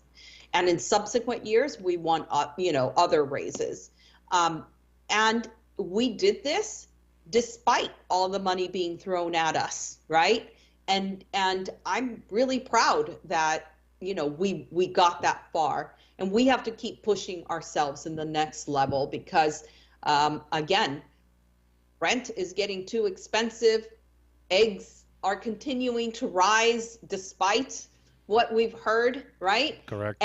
And we got to make sure that we're bringing the money home. We're bringing higher increases for folks so they can make ends meet. And it's not just the money, because the money doesn't have value if it's being ripped away in another space.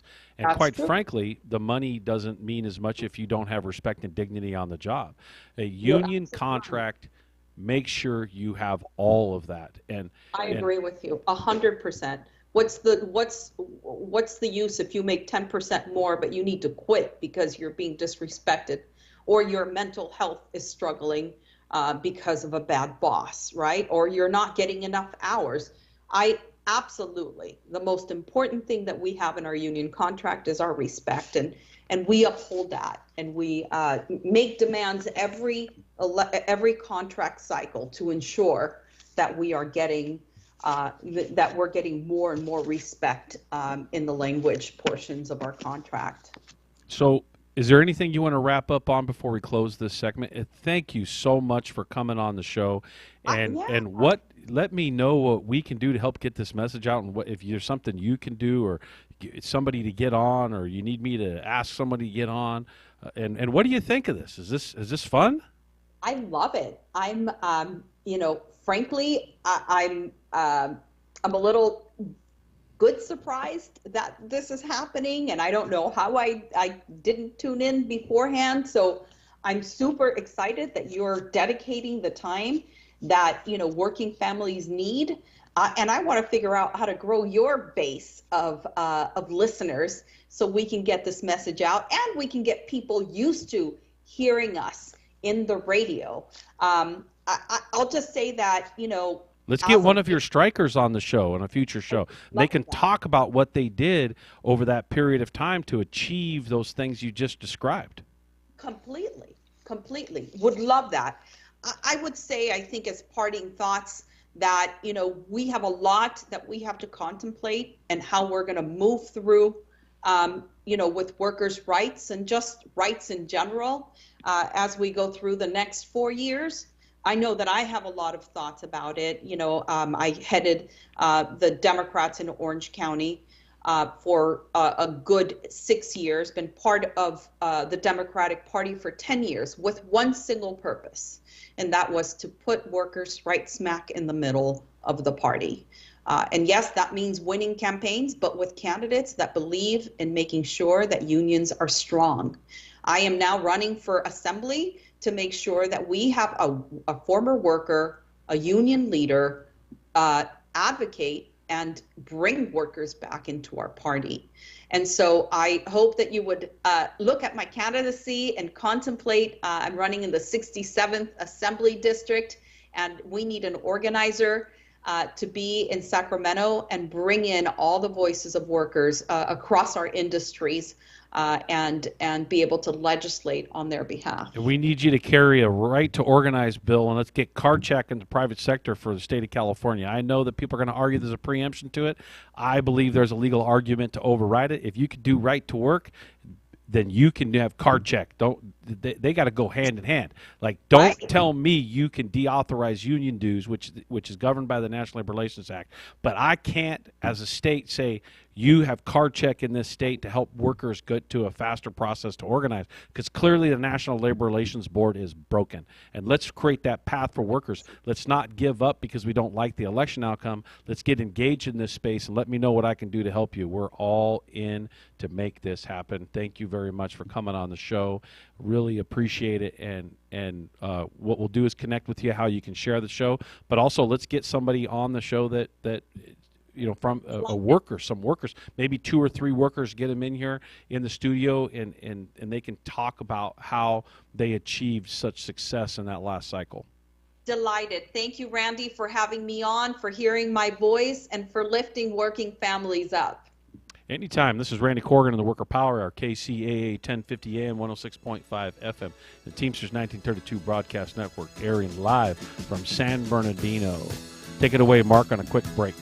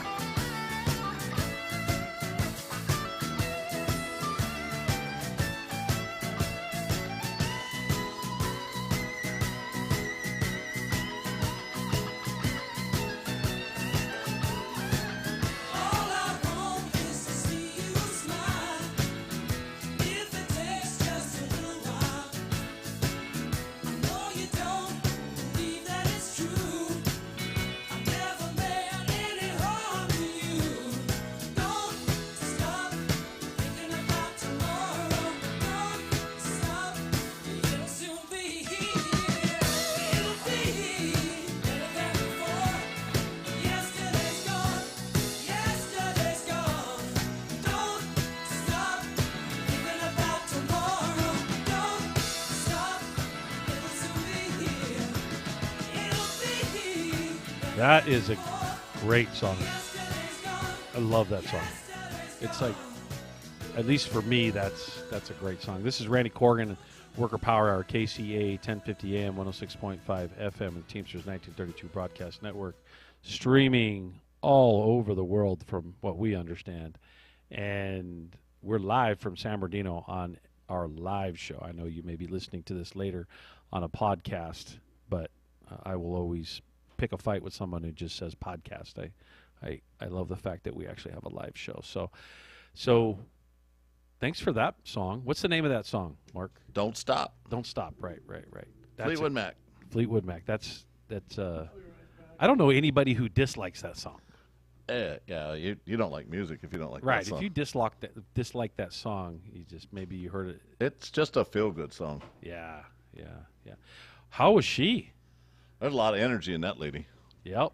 That woman's fired up. She's connected to the energy of the labor movement. That's awesome. You got her going. I didn't think we were getting her off the air. Well, I was hoping not to. You know, I kept getting told, no, you got to close this out. You got to close this out. You got to close this out. I really didn't want to. We've got to figure out. Look, I mean what I say. Like I said this earlier. Somebody wants to bring that BS that you're doing in Utah to San Bernardino County or Southern California or California. I'm gonna call on people to just walk off the job. Like you need to abandon your job until they come back to the table and they fix that policy, because for these government agencies or entities or these super well-funded organizations like Right to Work to convince people that taking away collective bargaining, go back and look at those jobs before collective bargaining. Go look at how well they did not pay all those years ago. You know, police officers didn't make a good wage. Firefighters did not make a good wage. Matter of fact, you had volunteer fire departments, and the response for fire and all of this or police was lacking, especially in large areas, because large metropolitan areas, because the resources weren't there, and they never put the resources into the workers themselves. And so by taking away collective bargaining, you're taking away the resource. And I don't care how they narrate it and the things that they say, that's all just BS. And for you to say as a worker, you know, if you don't have the right, I'm going to say it, and maybe some people are going to be mad at me for saying it this way. If you take away a worker's right to collectively bargain, you're enslaving them. Yeah, I said it. The purpose of collective bargaining in 1934 under the Wagner Act was to break that, was to stop corporations or entities from thinking that they or practicing or, you know, operating as if they owned their labor. This is a step back by allowing this to happen. And workers have the right to withhold their labor, period. And that you cannot take away from them.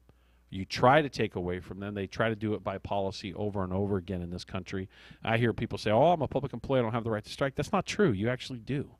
You actually do. You have the right to withhold your labor. And if you're non-union, then you're at the behest of the employer, period. They can do whatever they want with you.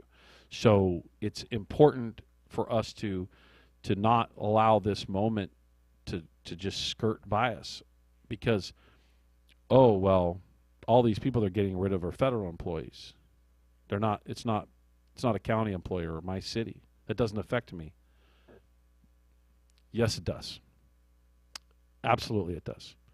Imagine if workers in the 1950s and 60s did not fight for public employees to have collective bargaining, then it would have never been gained. And if it was never gained, we wouldn't even be having this discussion right now. They wouldn't have stripped it back away. So how is it that we've gone back in time? That somehow these elected officials have convinced us that this is a good thing. And I've heard some people sitting around celebrating, oh, yeah, you got to gut the government, you got to fire all these people. I'm going to tell you something, it doesn't work.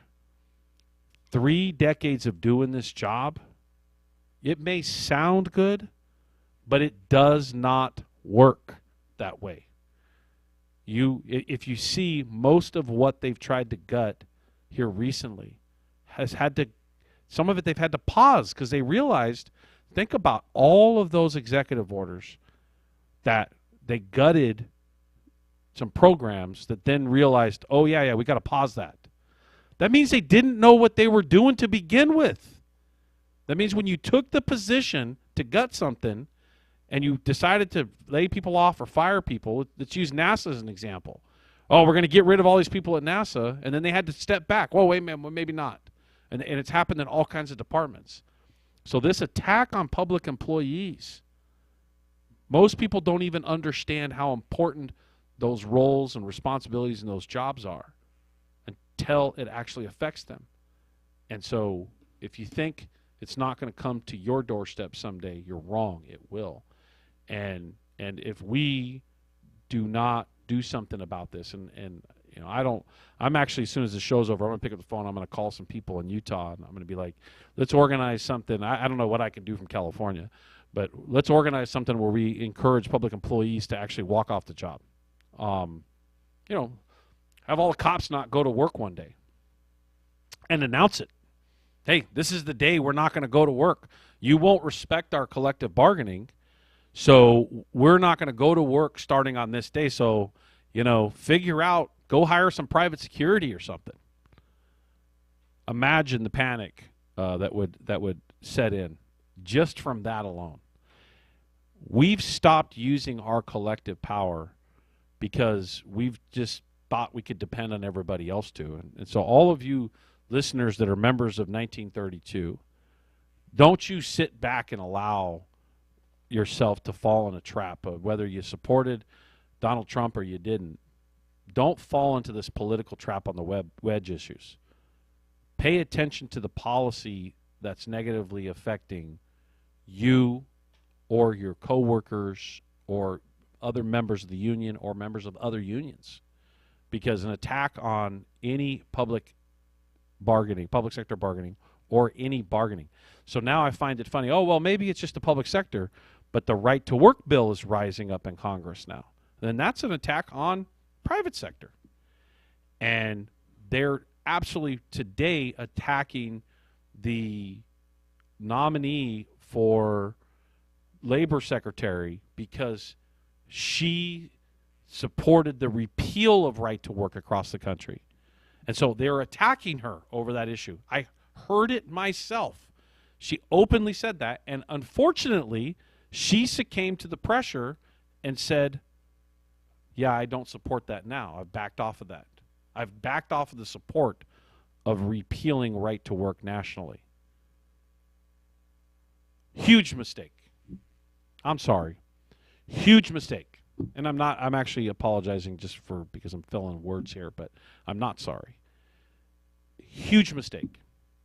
We should not be relenting in this moment when it comes to any attack on public sector bargaining. So please pay attention to that, you know, and we got to prop up the victories here. New Hampshire voted the right to work law down, rejected. So here's the tale of two races, right? You got one over here where it passes, and you got one over here where it doesn't. And right to work has been defeated in a lot of places, including completely repealed in Michigan here recently in the last, I think it was like a year and a half ago. And so, you know, this is merely one battle lost, and we have to make sure that that battle doesn't come to our doorstep. And so the question is, how can we build worker power together in the labor movement around subjects like this? First of all, it's having this radio show and getting people to listen to the damn show. Making sure that everybody's participating and understanding that what we're ultimately trying to protect is really your First Amendment right, which is your freedom to assemble, your freedom of speech, and under labor law, it's called protected concerted activity. And I know I've said this a few times, and I'm going to say it again. I'm going to repeat this thousands of times in the next year. Protected concerted activity was won in 1934 under the Wagner Act as an argument to extend the First Amendment right under the Constitution into the workspace. That is how it was won in Congress. That specific argument is what prevailed to get them over the hump, those policymakers at the time. So, you know, it's really, really important for us to now start to exercise that right. And I can tell you right now that if I got to stand on the top of this building and scream at the top of my lungs, call for a huge rally. I'll give you an example, something I've always wanted to do. Now that I've got this microphone in front of me, maybe I can pull it off, is I would love to find some popular radio host that's on the opposite side of these views. And I would love to put thousands of people in the street around their studio. And I would love to everybody pick up their cell phone, call in and flood the studio, and let's have a debate with them. And let's, instead of them continuing to tear public employees down, union workers down, union jobs down, let's occupy that space right now. Let's put thousands of people in the streets to do something fun, take over someone else's radio station, and control the narrative. They probably would love that fight because it would bring some, awareness, or they would bring some attention to them. And I'm good with that because I think it's time that we show that workers can do this stuff. Obviously, we can't go and do something like that with 50 people.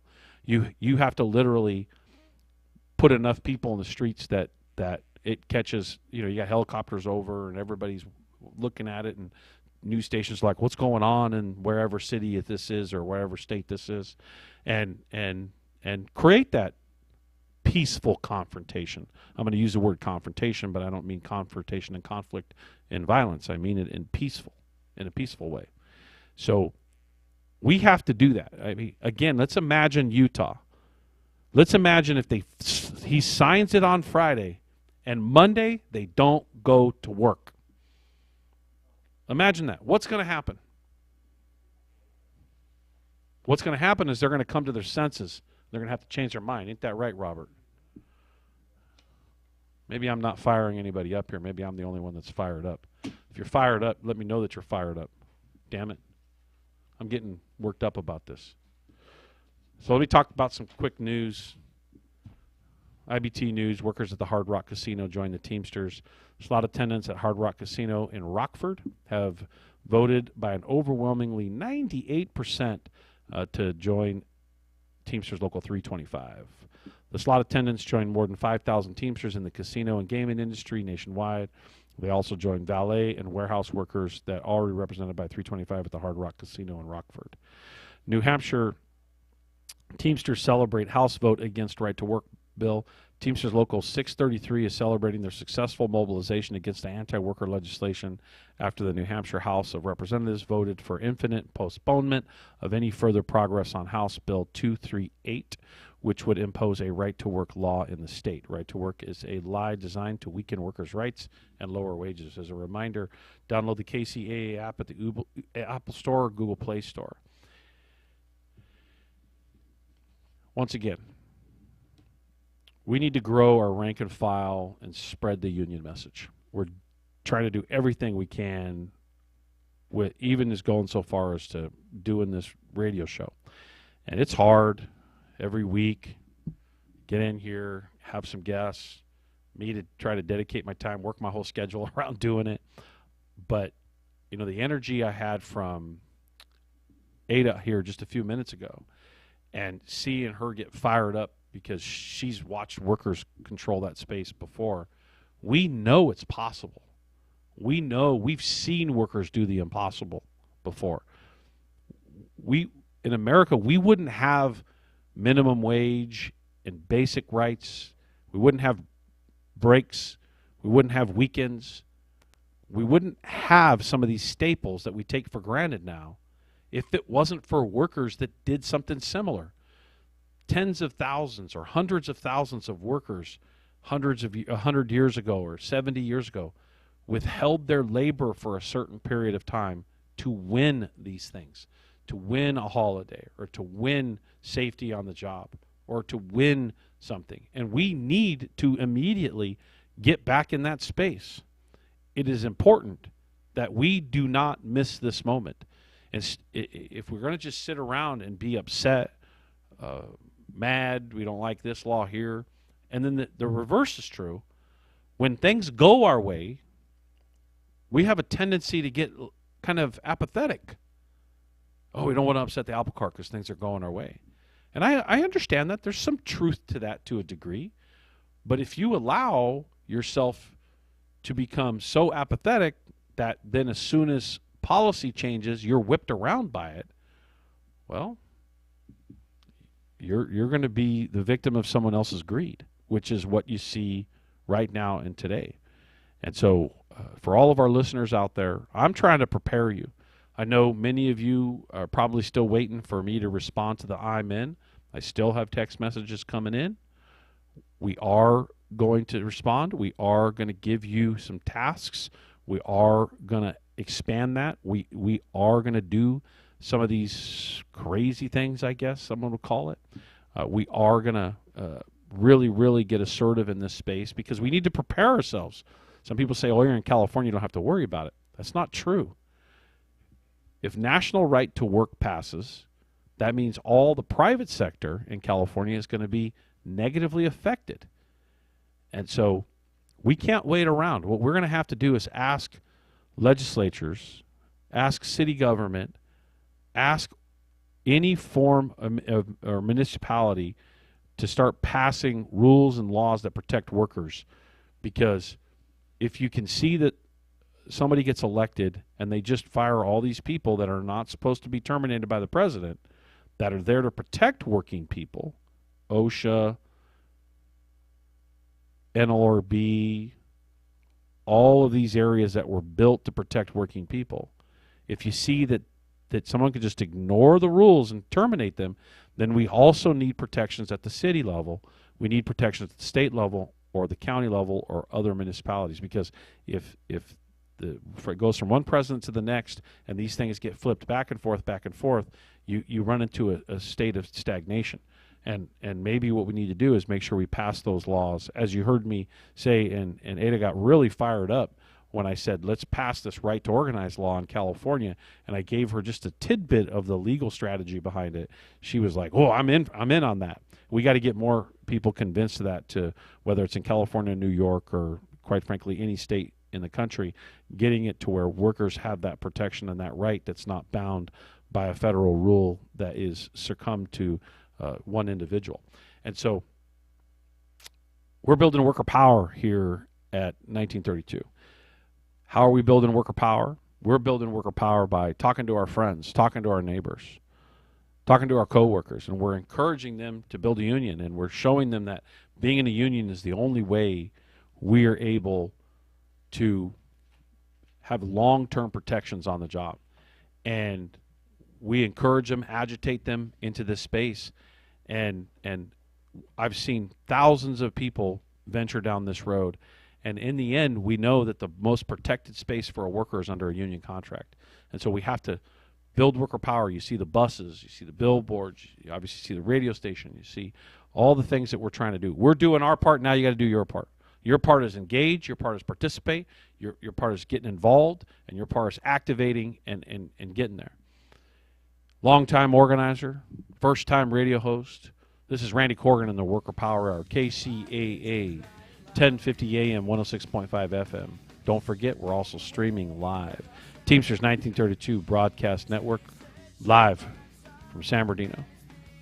See you in 2 weeks.